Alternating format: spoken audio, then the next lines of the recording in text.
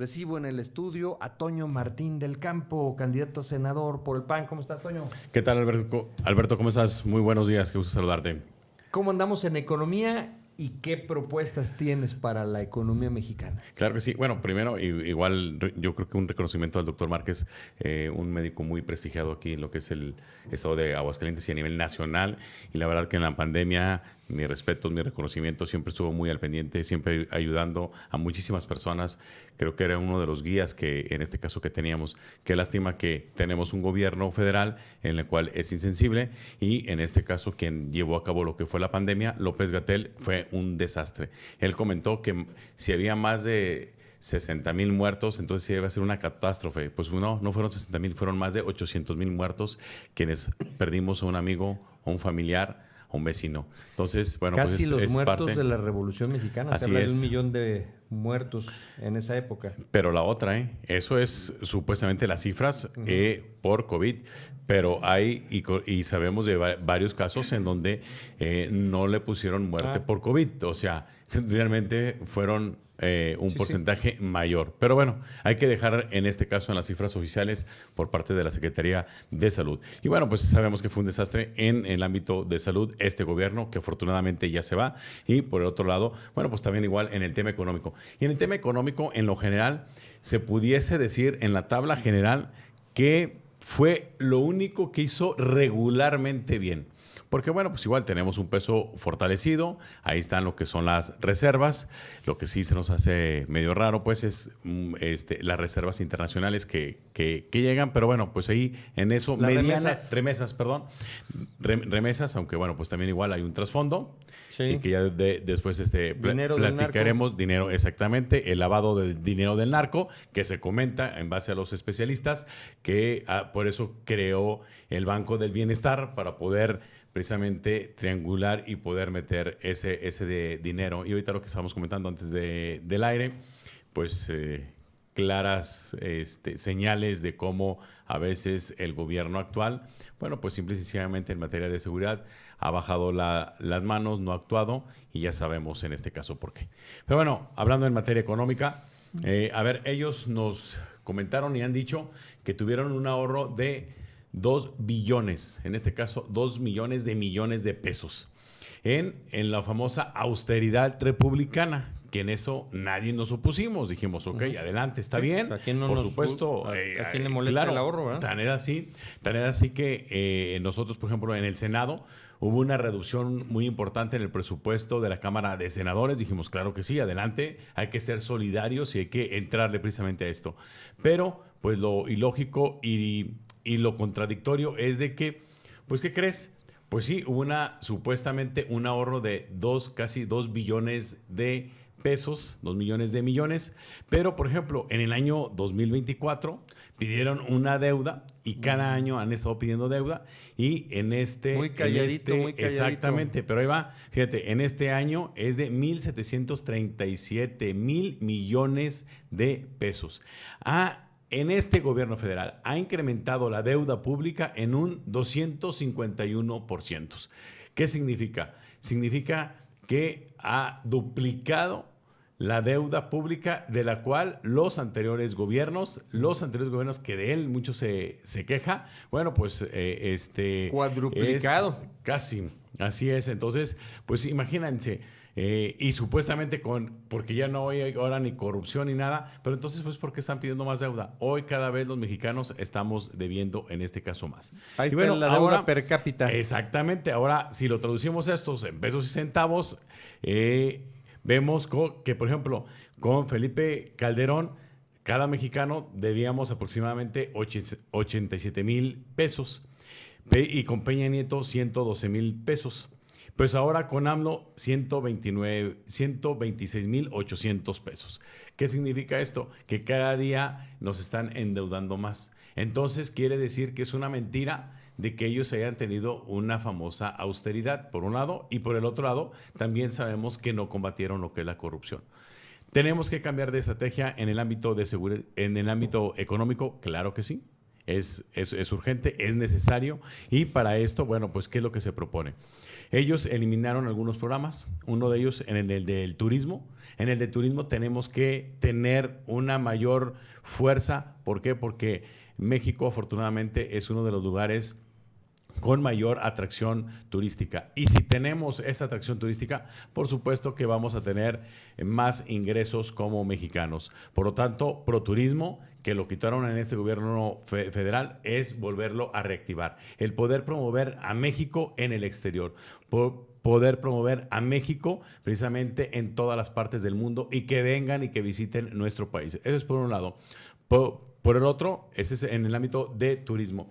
Por el otro, en el ámbito de económico para aquellas empresas que es ProMéxico, en donde había empresas, había oficinas en el extranjero. Es correcto.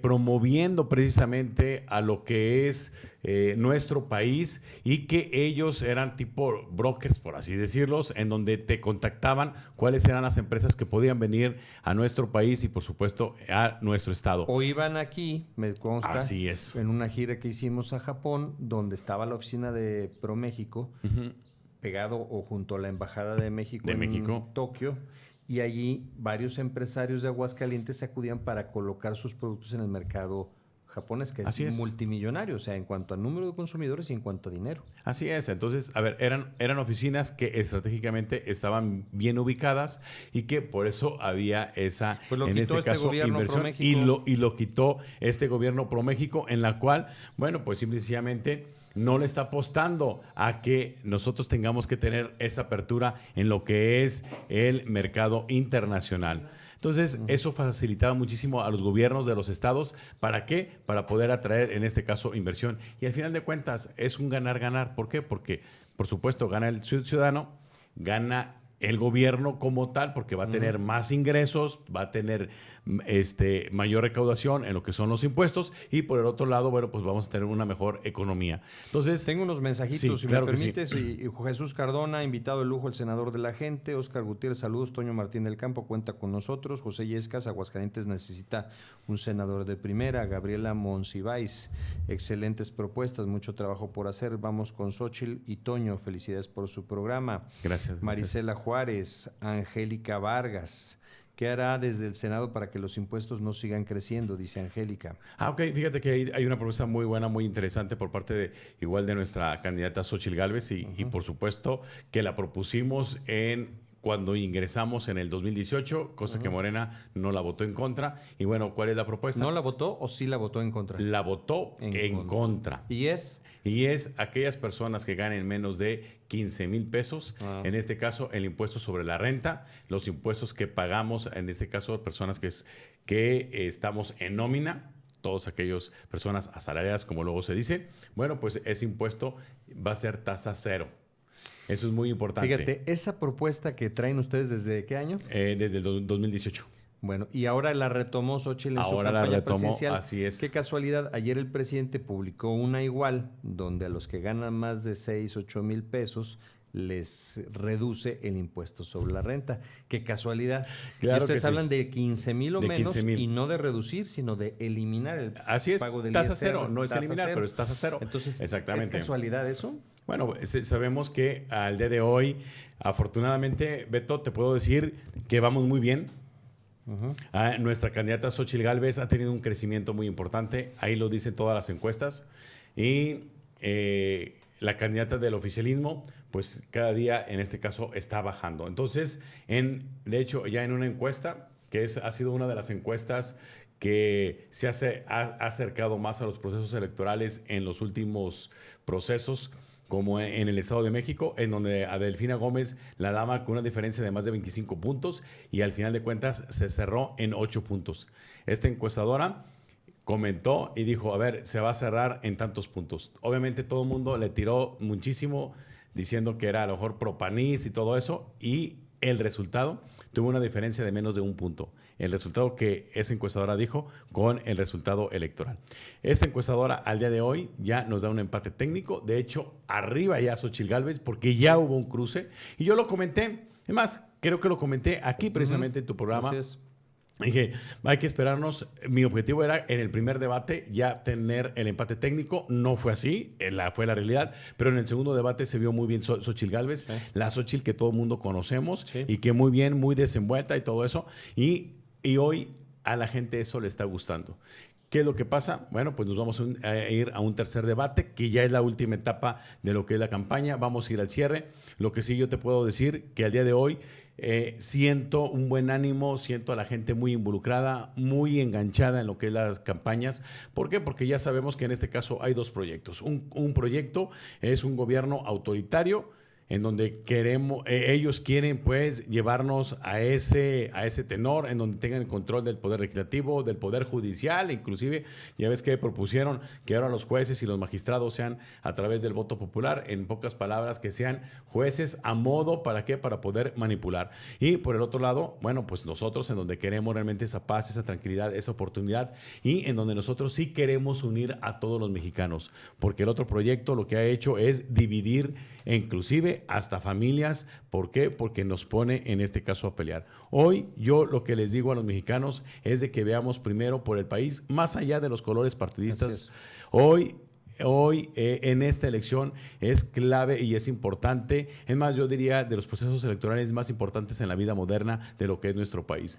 Así que hoy no lo hagan por Juan o por Pedro, por José o por Toño. Hoy háganlo realmente por México.